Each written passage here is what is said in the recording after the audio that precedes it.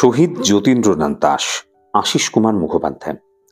যতীন দাসের জন্ম হয়েছিল 1904 সালের 27 অক্টোবর উত্তর কলকাতার শিকদার বাগান অঞ্চলে মামার বাড়িতে। তারা সব মিলিয়ে 10 ভাই বোন ছিলেন।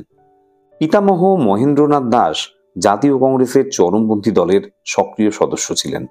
পিতা বঙ্কিম বিহারী দাস স্বদেশী আন্দোলনের সময় ইংরেজের গোলামি করবেন না বলে মিউনিসিপ্যাল কর্পোরেশনের স্থায়ী চাকরিতে ইস্তফা দিয়ে একটা স্টেশনারি দোকান খুলে সংসার চালাতে গিয়ে আজীবন দারিদ্র দুঃখের সঙ্গে লড়াই করে গেছেন। 1901 সালের দশহরার দিনে বঙ্কিমবাবু সপরিবারে গঙ্গা স্নান করে একটা ফিটেন গাড়িতে চেপে বাড়ি ফিরছিলেন। পথে কয়েকটি ব্রিটিশ টমি তাদের জোর করে ওই গাড়ি থেকে নামিয়ে দিয়ে নিজেরা গাড়িটি চেপে চলে যায়। বঙ্কিমবাবুকে ছেলে মেয়ে নিয়ে পায়ে হেঁটে বাড়ি ফিরতে হলো। ওই দিনই উনি শপথ নেন সরকারি চাকরিতে ইস্তফা দেবেন। 1921 সালে যতীন ভবানীপুরের মিত্র ইনস্টিটিউট থেকে প্রথম বিভাগে প্রবেশিকা পরীক্ষায় উত্তীর্ণ হয়। 1923 সালে আইএ পরীক্ষাতেও প্রথম ডিভিশন পায়। তারপর 1923 সালে বঙ্গবাসী কলেজের থার্ড ইয়ার বিএ ক্লাসে ভর্তি হয়ে যান। ছাত্র সংসদের নির্বাচনে অংশ নিয়ে সভাপতি নির্বাচিত হয়েছিলেন। আর এমনই ভোজনবিলাসী মানুষ ছিলেন যে পকেটে পয়সা থাকলে বন্ধুদের নিয়ে রেস্তোরাঁয় ঢুকতেন। ভাবলে অবাক হতে হয় যে এমন এক ভোজনবিলাসী মানুষকেও মির্জাফরের পাপের প্রায়শ্চিত্ত করতে আমরণ অনশনের পথই বেছে নিতে হয়েছিল। কোন মন্ত্র বলে? তা হলো দেশপ্রেম, যা বিপ্লবীকে এক মুহূর্তের জন্য ভুলতে দেয় না যে সবার আগে দেশের স্বাধীনতা, তারপর অন্য কথা। কিশোর বিপ্লবী হিসাবে যতীন্দ্রনাথ দাসের নাম সর্বত্র ছড়িয়ে পড়েছিল। 1919-20 সালে মাত্র 15-16 বছর বয়সে একটা বিলাতি কাপড়ের দোকানে পিকেটিং করতে গিয়ে ধরা পড়ে যান।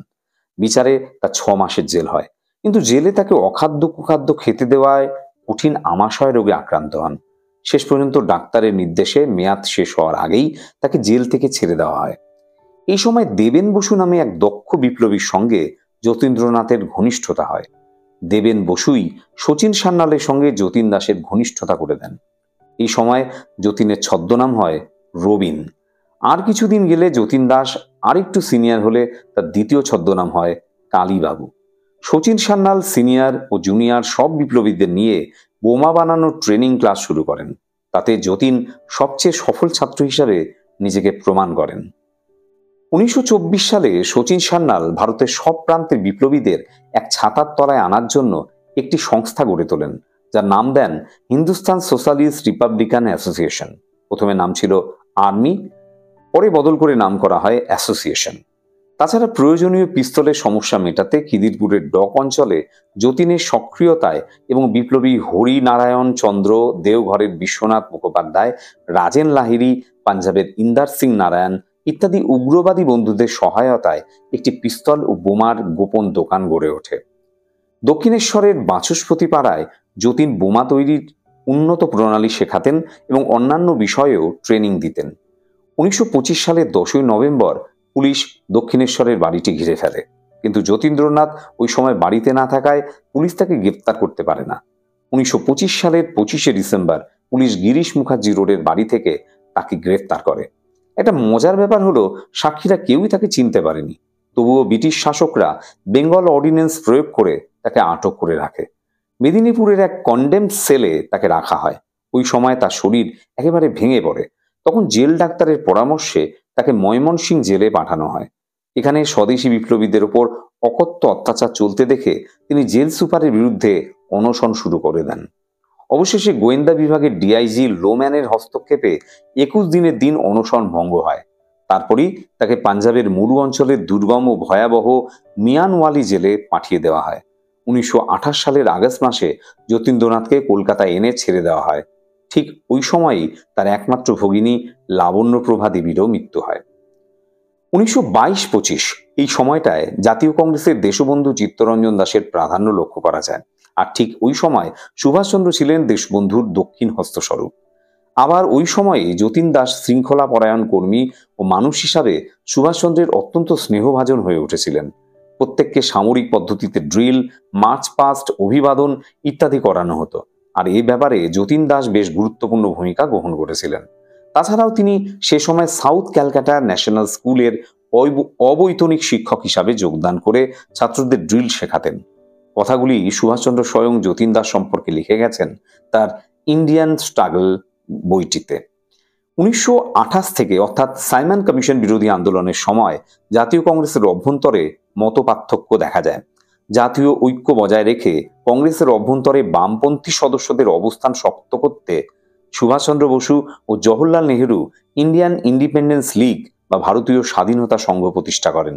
যতীন দাস সুভাষচন্দ্রের পথই শ্রেষ্ঠ পথ বিবেচনা করে ভারতীয় স্বাধীনতা সংঘকেই সমর্থন জানান। জাতীয় কংগ্রেসের সঙ্গে মতপার্থক্যের জন্য ভগৎ সিং, ভগবতী চরণ শুক্লা এবং আরও কয়েকজন কংগ্রেসের প্রতি আনুগত্য প্রত্যাহার করেন।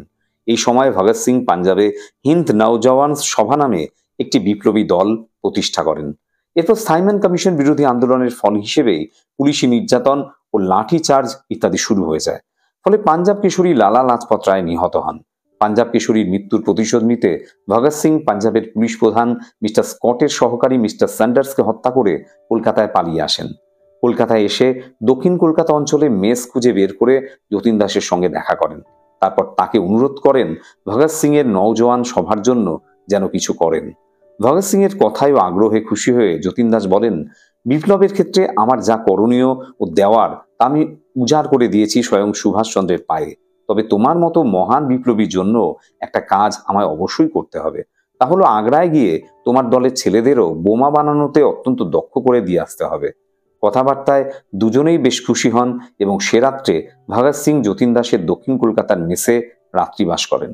এর কিছুদিন পরে যতীন দাস আগ্রায় গিয়ে ভগৎ সিং এর দলের ছেলেদের বোমা বানানোর কাজে ভালো রকম ট্রেনিং দিয়ে এসেছিলেন। 1929 সালের 8ই এপ্রিল দিল্লিতে কেন্দ্রীয় ব্যবস্থাপক সভার অধিবেশনে সভ্যদের আসনের পাশেই হঠাৎ একটি শক্তিশালী বোমা ফাটান ভগৎ সিং ও বটুকেশ্বর দত্ত। বিচারে তারা দুজনেই যাবজ্জীবন কারাদণ্ডে দণ্ডিত হন। কিন্তু এই ঘটনার পেছনে ভারতব্যাপী এক বিশাল পরিকল্পনা আছে সন্দেহ করে তদানন্তর ব্রিটিশ গোয়েন্দা বিভাগের প্রধান মিস্টার প্যাট্রি নিজে পুনরায় তদন্ত শুরু করেন। এর ফলে 30টি নামের একটি তালিকা বেরিয়ে আসে, যার মধ্যে অন্যতম ছিলেন যতীন দাস। কাল বিলম্ব না করে লাহোর কনস্পিরেসি কেসের অন্যতম অভিযুক্ত আসামি হিসাবে কলকাতার প্রকাশ্য রাজপথ থেকে যতীন দাসকে গ্রেপ্তার করা হয় 14 জুন 1929 খ্রিস্টাব্দে। 25 জুন তারিখে যতীন এবং তার 15 জন সহযোদ্ধাকে লাহোর ষড়যন্ত্র মামলার আসামি হিসাবে লাহোর সেন্ট্রাল জেলে বদলি করা হয়। ওই সহযোদ্ধাদের মধ্যে বিশেষভাবে উল্লেখযোগ্য ছিলেন অজয় কুমার ঘোষ, শচীন্দ্রনাথ সান্যাল, কৃষ্ণকুমার রাজগুরু প্রমুখেরা। বটুকেশ্বর দত্তকে আগেই লাহোর সেন্ট্রাল জেলে পাঠানো হয়েছিল। ইতিমধ্যে ভগৎ সিংকেও লাহোর সেন্ট্রাল জেলে নিয়ে আসা হয় 1 জুলাই 1929 সালে। ঠিক পরের দিনই 2রা জুলাই যতীন গোপনে বটুকেশ্বর দত্ত ও ভগৎ সিং এর সাথে দেখা করে বলেন যে এখানে তাদের উপর যে অমানুষিক পুলিশি নির্যাতন চলছে তার প্রতিবাদে তারা 16 জন সমবেতভাবে অনশন শুরু করার সিদ্ধান্ত নিয়েছেন। শোনামাত্র বটুকেশ্বর দত্ত ভগৎ সিং ওই সমবেত অনশনে সামিল হওয়ার জন্য আন্তরিক ব্যগ্রতা প্রকাশ করেন। 13 জুলাই 1929 রবিবার থেকে সমবেত অনশন যথারীতি শুরু হয়। ওই অনশন আরম্ভ করার ঠিক 2-1 দিন আগে যতীন তার সহযোদ্ধাদের অঙ্গীকার করিয়ে নেন যে তাদের দাবিগুলো যথাযথ মীমাংসা হয়ে গেলে তারা অবশ্যই অনশন ভঙ্গ করবেন।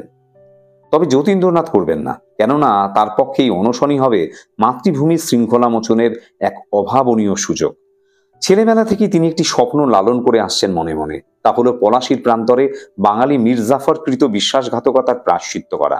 সহযোদ্ধাদের তিনি আরও জানিয়েছিলেন যে এ ব্যাপারে তার পিতা বঙ্কিম বিহারী দাসের অনুমতি আগেই তার পাওয়া হয়ে গেছে।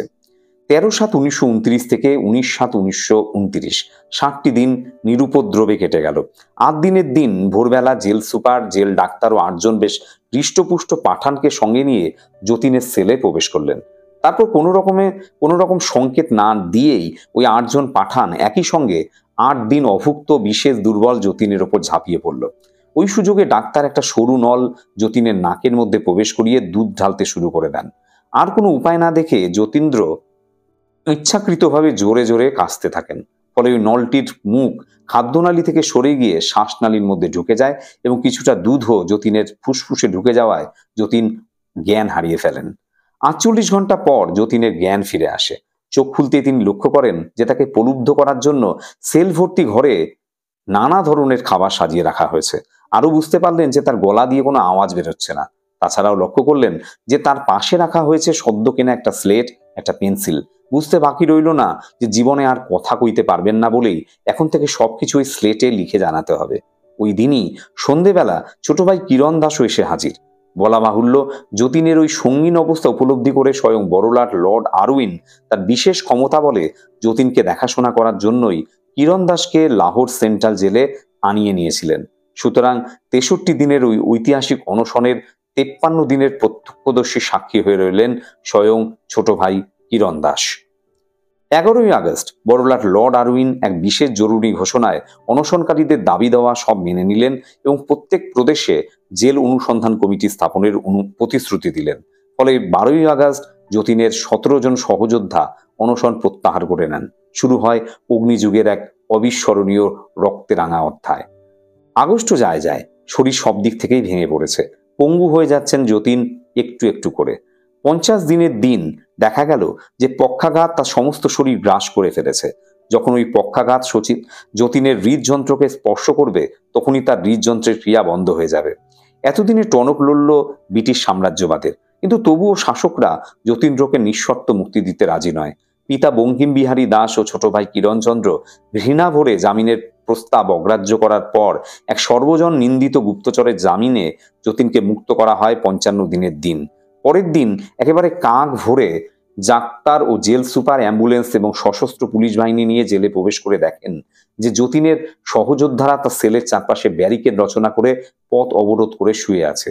তখন ডাক্তার জেল সুপারকে বোঝান যে রণে ভঙ্গ দেওয়া ছাড়া আর কোনো গত্যন্তর নেই, কেননা জোর করে যতীনকে অ্যাম্বুলেন্সে তোলার চেষ্টা করলেই উত্তেজনায় যতীনের হৃদযন্ত্রের ক্রিয়া বন্ধ হয়ে যাবে। পরের 7 দিন হিমালয় থেকে কন্যাকুমারিকা পর্যন্ত গোটা ভারতবর্ষের মানুষ দারুণ উদ্বেগ ও উৎকণ্ঠায় দিন কাটাতে থাকেন। শেষ পর্যন্ত এলো শেষের সেই ভয়ঙ্কর দিনটা। শনিবার 13 সেপ্টেম্বর 1929 তারিখে ঠিক দুপুর 1:15 অমর বিপ্লবী যতীন দাস চিরনিদ্রায় ঢলে পড়লেন। লাহোর থেকে যতীনের মরদেহ হাওড়া পৌঁছতে 3 দিন লেগেছিল, কারণ প্রায় প্রত্যেক স্টেশনেই শ্রদ্ধাবনত দেশবাসী ট্রেন থামিয়ে ওই মৃত্যুঞ্জয়ী বীরের প্রতি শ্রদ্ধা জানিয়েছিল। সমাধার গ্রহণ করতে হাওড়ায় উপস্থিত ছিলেন সুভাষচন্দ্র বসু, বিধানচন্দ্র রায়, শরৎচন্দ্র বসু, শ্যামাপ্রসাদ মুখোপাধ্যায়, শ্রীমতী বাসন্তী দেবী, শ্রীমতী কমলা নেহেরু প্রমুখেরা। সরকারি হিসেবেই 5 লক্ষ মানুষ হাওড়া থেকে কেওড়াতলা পর্যন্ত সবানুগমন করেছিলেন। খবরটা শোনামাত্র ক্রোধে ও দুঃখে মর্মাহত কবি রাত্রি জেগেই লিখে ফেলেছিলেন, সর্বখর্ব তারে দহে তব ক্রোধ দাহ, হে ভৈরব শক্তি দাও, ভক্ত পানে চাহ।